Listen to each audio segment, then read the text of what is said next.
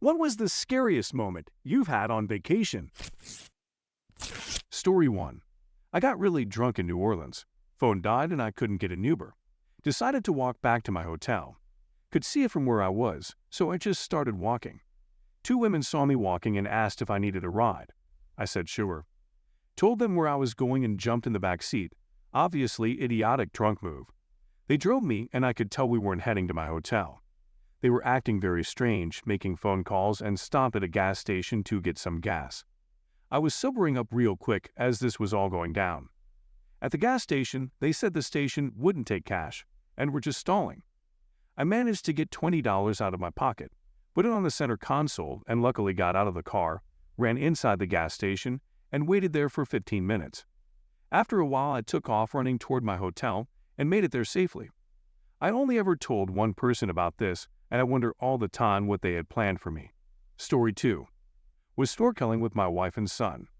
My wife was actually free swimming, so she went ahead of us, while my son and I took our time gently paddling over to the main snorkeling area. So she was probably about 50 yards away. Everyone else in the area was probably about 30 yards away. So I'm swimming and suddenly I feel something start pushing me down into the water. I recover and realize my son, who is 17 and bigger than I am, is holding onto me. He took water into his snorkel and started panicking, so he grabbed onto me. While I'm trying to tread water and hold up another full-grown man and figure out how I'm supposed to get somewhere safe where we can stand or get to shore, and I can't manage two people. I start dipping in and out of the water because my arms and legs start getting tired, and I'm treading for my son's life. If I'm not trying to hold him up, I can just dead man's float until I can catch my breath. Finally, I get the other snorkelers' attention and call for help, and a group of them come over. Someone with a paddleboard gets my son, and then I float and paddle as much as I can while a dude who's there pulls me toward a boat. By the time I got on the little boat, I just about passed out from exhaustion. I legit thought both my son and I were goners. The crazy thing is we're both good swimmers. If he wasn't panicking, he could have just swam to shore, which wasn't that far away, or just blew the water from his snorkel and continued swimming. And since he was pulling me down, I'm now panicking and not thinking straight to tell him what to do. One of the scariest experiences of my life. Story 3. Not me, but in high school, my friend was on vacation with his family in Costa Rica. He went out surfing pretty far before he noticed someone even farther out waving to him for help. As he got closer, he realized the guy had kids with him. The man asked my friend to bring his kids to shore and then come back to help him. My friend got the kids in safely, but by the time he got back to the man, he had drowned from exhaustion. My friend had to paddle this guy's body back to shore where his family was waiting. My friend was never really the same. Story 4. When I was about 10 years old, we went on a school trip to the mountains. Our guide decided to lead a group of small children down the mountain into the resort in the valley through a red trail, which means very dangerous. Her attitude was, "Ha ha, it's okay, don't sweat it." We came across a broken bridge going over a small waterfall and had to jump over it. She showed us how easy it was, but obviously, kids have shorter legs. It was terrifying. Many were crying and trying to go back up the mountain, but the teachers trusted her judgment more and forced everyone to jump. Thankfully, nobody fell in or down the mountain. Story 5. I have an interesting story from the 80s when I was a young child. Each summer, my parents took us to Wildwood, NJ, and we always had a blast. These memories have stayed with me. One summer, we stayed at our usual reputable beachfront hotel, where we had stayed in previous years. Our room had a living room, kitchen, bathroom, and a hallway leading to the bedroom. I was probably 7 at the time, and I remember this well because it scared us. On the first morning, we found our front door slightly open, even though we always locked it, deadbolted it, and secured the chain. My parents thought one of us might have been sleepwalking. The next night, my father slept in one bed with me, and my mother slept in the other bed with my sister. They slept on the outer sides of the beds to make sure they'd wake up if we got up. Yet the door was open again the next morning. My father went to the main office to discuss the issue with the manager. The manager apologized and said there were no other rooms available. He gave my dad a lighter bill for the week and had someone check the locks, which were found to be in working order. That night, my parents placed all the luggage against the door. The next morning, the door was open, and the luggage was thrown into the living room, with one item on the table. The following night, they put the kitchen table against the door. The next morning, the table was back in its place, even though it was heavy. My parents laughed it off, but later told us they had no idea what was happening. No money was taken, and nothing was disturbed while we were at the pool or beach. Was it my dad sleepwalking? He had never done that before. Was someone getting into the room somehow? Was it a ghost? I don't really believe in that, but whatever it was, we could never explain it. Story 6. My first year abroad in China, 2002. I'm in the Northeast in the winter, not too far from Siberia. I didn't speak a word of Mandarin then. Myself and some other foreign kids decided to take a 3-hour night train to a nearby city to check it out one weekend. The trains at that time were like cattle cars. People packed in wall to wall, lots of loud yelling. There was no sign that indicated when you reached your stop. Instead, a train employee would come into the car and scream the name of the next stop over the noise. Well, none of us heard it when the name of our stop was called. We only realized we might have missed our destination when we realized we'd been on the train for an hour longer than the trip was supposed to take.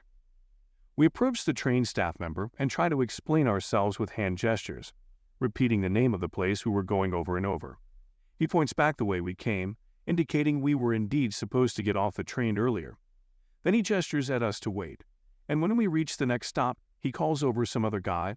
We have no idea who this guy is, and motions for us to go with him. The guy leads us off the train, and we emerge into an empty, silent, snowy train yard. The guy starts walking up and down the trains, we presume trying to find the one that is going back the way we came.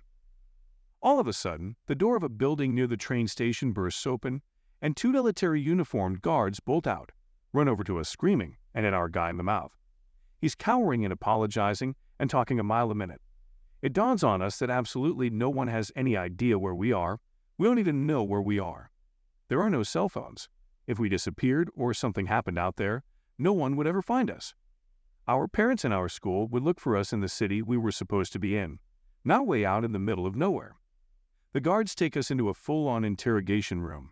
One bare light bulb hangs on a string from the ceiling, cement walls, barred windows, metal desk.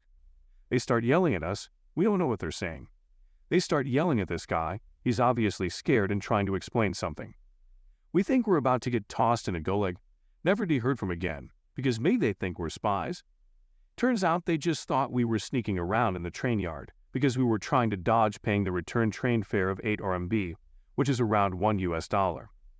All that over $1. We paid very fast, and they were immediately cool. They put us back on the right train, all smiles. Story 7. I was living in central Mexico and went on vacation to a smaller beach town in Oaxaca during the off-season. 2 of us were walking back to our hotel from the beach as the sun went down. We were on a side street with a lot of empty vacation homes, nobody around. Suddenly, 2 big dogs run up to us barking. Within a couple seconds, it goes from 2 to 10 plus, and we are completely surrounded by angry, barking strays. We stayed perfectly still for what felt like forever, and they slowly calmed down and started dispersing. Once they had all backed off, we cautiously started walking, and they surrounded again in a flash. At that point, we called our hotel, tried to describe where we were, and asked them to send us a taxi. It got there a couple minutes later, and we were able to jump in as they followed the car. At the moment, I was worried about getting bitten, but I've seen some stories since about people getting mauled to last breath by much smaller packs of strays, and I realized how bad it could have been. Story 8. Lost in Mexico City at 3 a.m. while driving through. Pulled into a sketchy-looking area and stopped to look at a map, pre-smartphone days. Suddenly, a gang of 20 or so guys surround us. The typical Mexican gang look, plaid shirts buttoned only at the top, bandanas pulled low.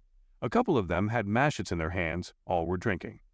We realized we were doomed and were ready for the worst when one of them asked in English, "You guys lost? Need help?" They ended up passing around a few beers for us and had a friend in a low rider with those crazy hydraulics come and lead us to the main highway. Guy told us this was the worst hood to be lost in and was very dangerous for gringos, and he would make sure we were safe. Nice guys. This was the early 2000s. Story 9. When I was 12, my dad took me to the Grand Canyon. He had bad arthritis and couldn't walk well, so I asked if he wanted to walk down the trail, and he said he'd stay put, but I could go. I walked down the trail, like a switchback, only a little ways. Then I turned to see if I could see my dad, and was waving to try to get his attention. I kept waving and backing up and waving, then turned and my back heel was right at the edge of the Grand Canyon. I was not the smartest kid. Story 10. Me being 5 years old on a beach vacation with my family. in a typical gift shop in a tourist trap beach town. Was looking at the novelty license plates with kids' names. See mine, and for once, it's spelled the way I spell it. Freak out. Ask Mom for it. She agrees, I think. The novelty wears off. I get bored as they look at the stuff, and I asked if I can wait outside. On the steps, this old guy came up and, using my name, said, "Hey Jimmy, fake name. Your parents said to come with me, and we're going to meet them later. Come on, Jimmy. Let's go." I'm super confused. Cousin comes out seconds later, and the old guy disappears as I'm distracted talking to a cousin. I realized later that he had gotten my name off the license plate display exchange, this close. Story 11. Went to NYC and woke up to some man in my robe sipping coffee in me and my friend's room. He was unarmed, thankfully, and we ran him out. Did not get the robe back, not like we even wanted it. Never went back after we left. It was the best of the worst scenario best, because he didn't have a weapon, and was easy to run off, but worst, because he was in there when we were sleeping, and if me and my friend didn't wake up to the sound of a lousy coffee, we might never know. Also, we don't know how someone got in the room. Story 12. In 1995, I was in Europe for the summer.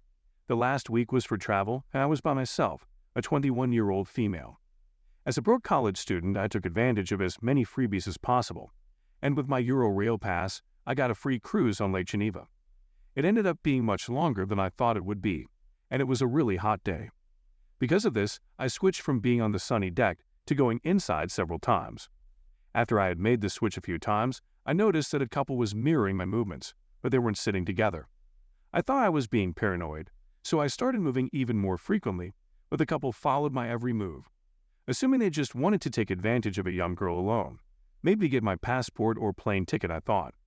I decided that I would just let them disembark first. At the end, we were the only 3 people on the boat. At this point, I was actually starting to get scared. It was a Sunday, and all my parents knew was that they needed to pick me up at the airport on Friday.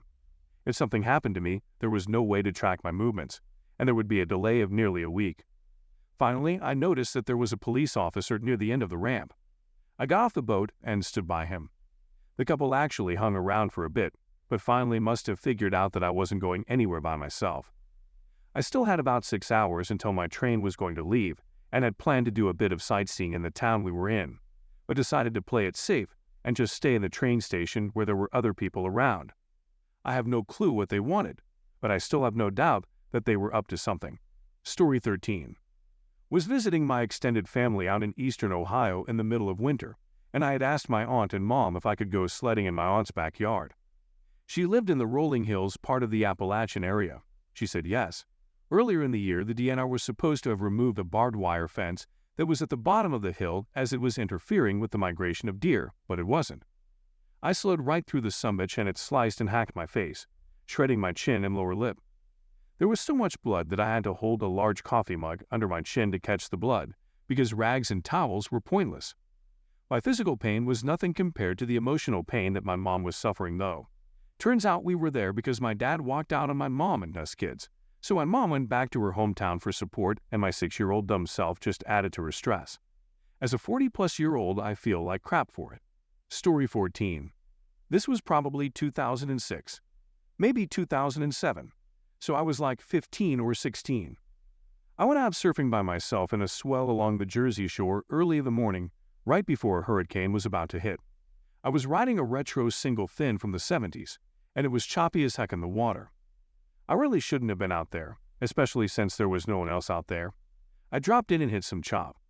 My board doesn't have much of a nose, so it went right into the water. It caused me to be appended, and I got hit at the base of my skull with the fin.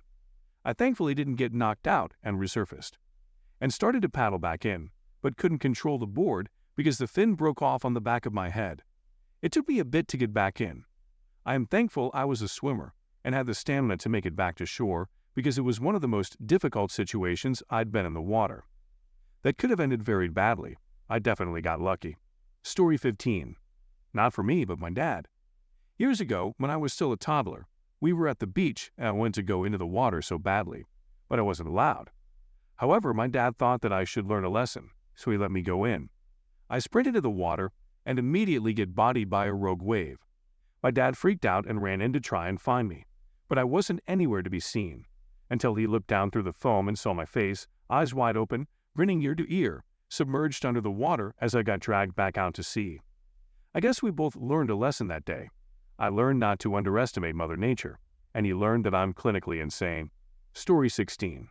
Our honeymoon. Flying into Toronto Airport, coming into land to make a connecting flight overseas. We hear grinding under the plane. This repeats a couple of times, and then the pilot, calm as can be, clicks on the intercom and says, "We seem to be having a little trouble with the landing gear. Everyone please take your seats and buckle your seatbelts. We're going to delay our approach. Please bear with us." One of the stewardesses rushes towards the cockpit. The seatbelt light goes on, and I look at my husband, who hates to fly. He just gives me a look of pure dread and terror, not saying a word. And I know that this trip was my idea, and this is all my fault. More grinding and the plane tilts as we start to circle. The pilot gets back on the intercom and says, "All flight attendants to their seats, please." More grinding. Then the pilot again, "Everyone, we have the landing gear down and engaged. We will be landing shortly. Thank you for your patience." The whole plane cheered when we landed. Story 17. When I was in Ubud, Bali with my boyfriend, one of our friends from our hometown was there traveling at the same time as us. I wasn't feeling too good, so I stayed behind while my boyfriend and he went out for a couple hours to have supper and have some drinks. 3 or 4 hours later, my boyfriend came back to the villa screaming, waking me up because of a smell in the air. I didn't smell anything, but long story short, carbon monoxide was leaking into our villa for God knows how long. We notified the front desk, and it went behind our villa. Turns out someone didn't close it fully and was pumping into the top I was sleeping in. Story 18. Was in southern Spain, reading a book on a beautiful day inside the house I was staying at, and the room suddenly went a strange dark color. We looked out the window, and the mountain about 5 miles away was fully ablaze. The next few hours were full of panic and preparation, but fortunately, we didn't have to evacuate. It was terrifying. What you don't know if you haven't witnessed a wildfire is that you can hear it, and it's a demonic sound. Story 19. Getting caught in a lightning storm in the mountains, we were exposed on the ridge and the lightning kept striking maybe 50 meters away from us. Not that close to get electrocuted, but close enough to think it was my last moment. This was the scariest moment in my life, just the pure uncertainty if the spot I was sitting in was about to be it next. Story 20. Met a crazy girl in Cuba that wouldn't leave me and my brother alone. She wanted to go skinny dipping in the ocean at midnight, which really creeped me and my bro out, 'cause that's weird. She invited both of us. Then one night we walked her back to her room, which was actually on the same floor as us, and we said goodnight and left. I looked through the peephole in our door and saw her standing there in the darkness, just staring at our room for 3 minutes straight. Me and my brother kept taking turns looking if she was still there, and then finally she went back into her own room. My brother put a chair against the door that night. That's a wrap for this video. Make sure to leave your relatable story down in the comments. I would love to make a video on them. Also, don't forget to like and subscribe. See you next time.